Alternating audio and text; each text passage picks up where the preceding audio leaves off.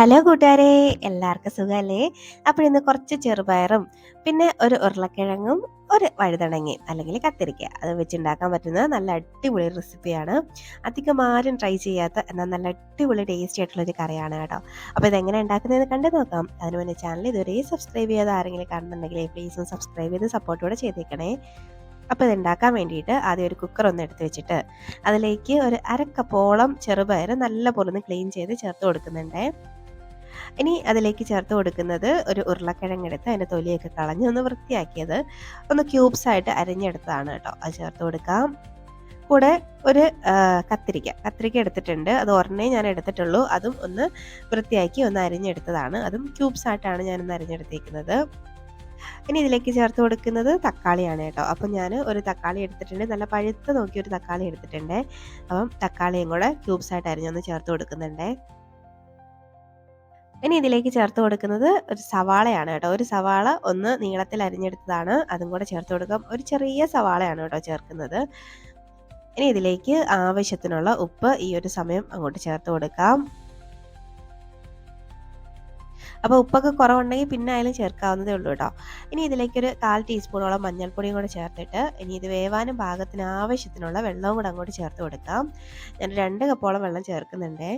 അപ്പോൾ ഈ ഒരു കറി ഉണ്ടെങ്കിൽ നമുക്ക് ചോറിൻ്റെ കൂടെയും നമുക്ക് ബ്രേക്ക്ഫാസ്റ്റിൻ്റെ കൂടെയും കഴിക്കാം കേട്ടോ. നല്ല ടേസ്റ്റിയാണ്. രണ്ടിൻ്റെ കൂടെയും ഒരൊറ്റ കറി മതി. ബ്രേക്ക്ഫാസ്റ്റിൻ്റെ കൂടെ, ഡിന്നറിൻ്റെ കൂടെ, ലഞ്ചിൻ്റെ കൂടെ ഒക്കെ കഴിക്കാൻ പറ്റുന്നൊരു കറിയാണ് കേട്ടോ. അപ്പോൾ നമുക്കിതിനി നല്ല പോലെ ഒന്ന് മിക്സാക്കി എടുക്കാം. ഇതുപോലെ നല്ലപോലെ ഒന്ന് മിക്സ് ആക്കിയിട്ട് നമുക്ക് ഈ കുക്കർ ഒന്ന് അടച്ച് വെച്ചിട്ട് ഒരു 4-5 വിസിൽ കേൾക്കുന്നവരെയും ഒന്ന് വേവിച്ചെടുക്കണം. ഇതെല്ലാം നല്ല പോലെ ഒന്ന് വെന്ത് ഉടഞ്ഞ് കിട്ടണം കേട്ടോ. അപ്പോൾ ആ പരുവം വരെയും ഒന്ന് വേവിച്ചെടുക്കാം. അപ്പോൾ ഇത് നമുക്ക് അടുപ്പത്തേക്ക് മാറ്റാവേ. ആ സമയം കൊണ്ട് ചെറിയൊരു കൂട്ടൊന്ന് റെഡിയാക്കണം. അതിനൊരു മിക്സിയുടെ ജാറിലോട്ട് ഒരു 5-6 അല്ലി വെളുത്തുള്ളി എടുക്കുന്നുണ്ട്.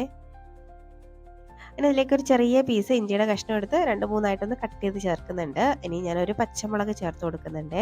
അപ്പം പച്ചമുളക് ഞാൻ ഒരെണ്ണേ ചേർക്കുന്നുള്ളൂ. അപ്പോൾ നിങ്ങളുടെ എരിവിനനുസരിച്ച് 2-3 ഒക്കെ ചേർക്കാം കേട്ടോ. ഇനി കുറച്ചധികം മല്ലിയിലയും കൂടെ ഒന്ന് ചേർത്ത് കൊടുക്കുന്നുണ്ട്. ഈ ഒരു കറിക്ക് കുറച്ചധികം മല്ലിയില ഉള്ളപ്പോഴാണ് നല്ല ടേസ്റ്റ്. അപ്പോൾ അതാണ്ട് ഇതുപോലെ ഒന്ന് അരച്ചെടുത്തിട്ടുണ്ട്. ഒരല്പം വെള്ളം കൂടെ ഞാൻ ചേർത്തിട്ടാണ് കേട്ടോ ഇങ്ങനെ ഒന്ന് അരച്ചെടുത്തത്. ഇനി മാറ്റി വയ്ക്കാം. അതാണ്ട് നമ്മൾ കുക്കറിൽ വെച്ചിരിക്കുന്ന സംഭവമൊക്കെ നല്ല പോലെ ഒന്ന് വെന്ത് വന്നിട്ടുണ്ട്. അപ്പോൾ നമുക്കിതൊന്ന് ഓപ്പൺ ആക്കി നോക്കാം.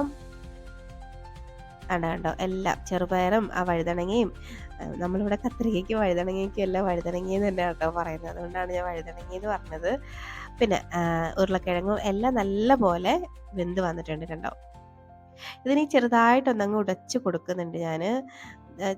ചെറുതായിട്ട് ഉടച്ചു കൊടുത്താൽ മതി. ഒരുപാട് അങ്ങ് ഉടച്ചു കൊടുക്കേണ്ട ആവശ്യമില്ല. അപ്പോൾ ഒരു പൊട്ടറ്റോ സ്മാഷർ വെച്ചിട്ട് ഒന്ന് ഉടച്ചു കൊടുക്കുന്നുണ്ട്.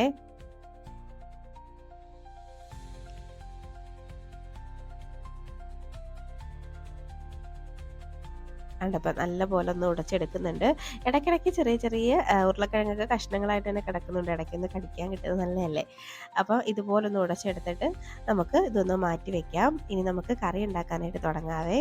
അതിന് വേണ്ടിയിട്ട് ഒരു പാനിലേക്ക് ഒരു 3 ടേബിൾ സ്പൂണോളം ഓയിൽ ചേർത്ത് കൊടുക്കുന്നുണ്ട്.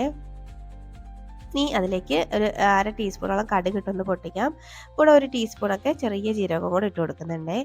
രണ്ടും ഒന്നങ്ങ് മൂത്ത് വരട്ടെ. അതാണ് ഇപ്പോൾ ഒന്ന് മൂത്ത് വന്നിട്ടുണ്ട്. ഈ ഒരു സമയമാകുമ്പോഴേക്കും ഒരു 2 ടീസ്പൂണോളം മുളക് പൊടിയാണ് ചേർത്ത് കൊടുക്കുന്നത്. ഇനി ജസ്റ്റ് ഒന്ന് വഴറ്റി കൊടുക്കാം. ലോ ഫ്ലെയിമിൽ വെച്ചിട്ട് വേണം കേട്ടോ ഇതൊന്ന് ചെയ്യാനായിട്ട്. അപ്പോൾ ഒന്നങ്ങ് മിക്സാക്കി എടുക്കാം.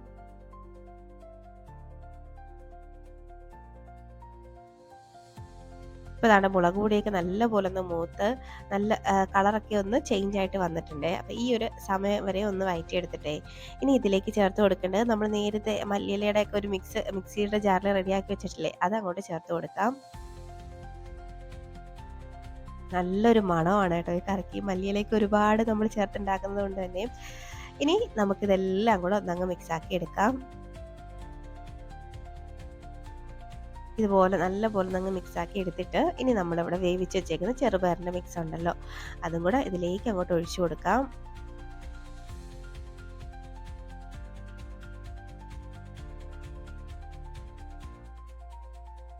ഇനി എല്ലാം കൂടെ നല്ല പോലെ അങ്ങ് മിക്സാക്കി എടുക്കാവേ.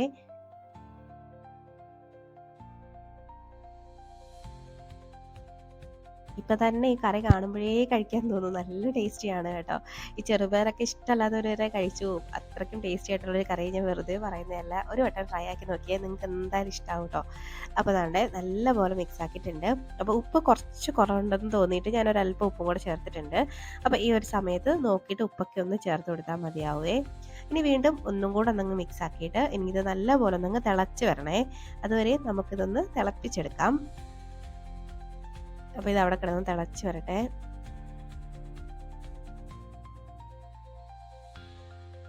ഇപ്പോൾ ദാണ്ടെ നമ്മുടെ കറിയൊക്കെ തിളച്ച് ആ എണ്ണയൊക്കെ ഒന്ന് തെളിഞ്ഞ് വന്നിട്ടുണ്ട്. അപ്പോൾ ഈ ഒരു സമയമാകുമ്പോഴേക്കും നമുക്ക് ഫ്ലെയിം ഓഫ് ആക്കാം.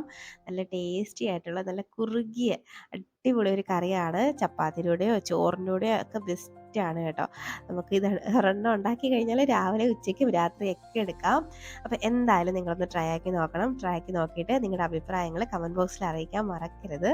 അതുപോലെ വീഡിയോ ഇഷ്ടമായി കഴിഞ്ഞാൽ ലൈക്ക് ചെയ്യാനും മറക്കരുത് കേട്ടോ. അപ്പോൾ ഇനി ഒരു റെസിപ്പിയുമായിട്ട് വീണ്ടും കാണാം. അതുവരേക്കും ബൈ. Thanks for watching.